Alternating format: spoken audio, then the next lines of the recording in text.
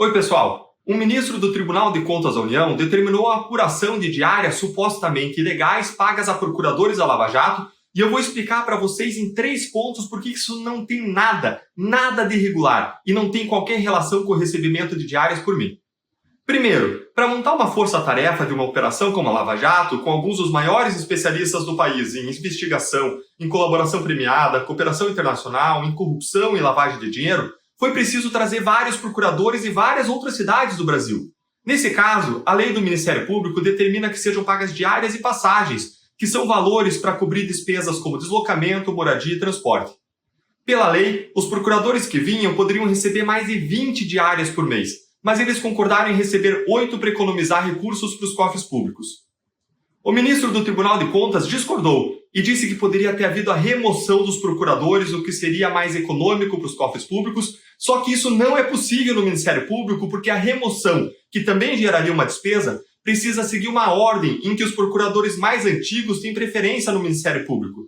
Ou seja, procuradores mais antigos que quisessem ir para Curitiba teriam preferência na remoção, ainda que nunca tivessem estudado ou trabalhado contra a corrupção ou a lavagem de dinheiro.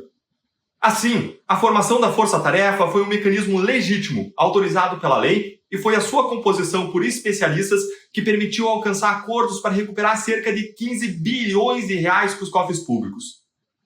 Em segundo lugar, quem diz que os pagamentos foram legais, legítimos, aliás, não sou só eu, foram os 3 procuradores-gerais e os vários secretários-gerais do Ministério Público Federal que autorizaram esses pagamentos ao longo de 6 anos de força-tarefa.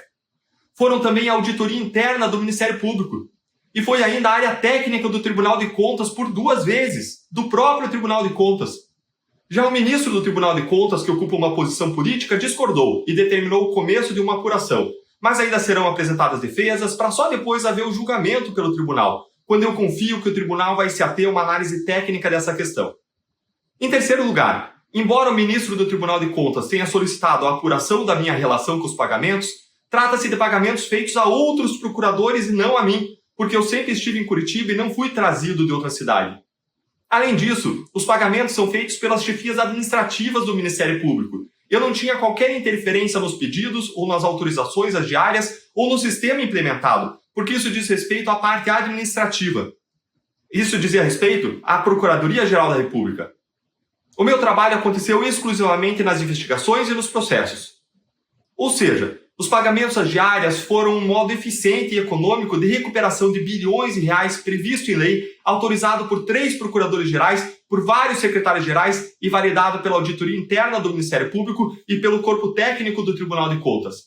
E, aliás, foi um sistema muito bem implementado por essas chefias administrativas, que ocupavam cargos que eu nunca trabalhei, o que permitiu a recuperação, de novo, de bilhões de reais. Infelizmente, algumas notícias foram divulgadas de modo equivocado, mas eu estarei sempre aqui para prestar informações em relação ao trabalho que nós fizemos. Um grande abraço.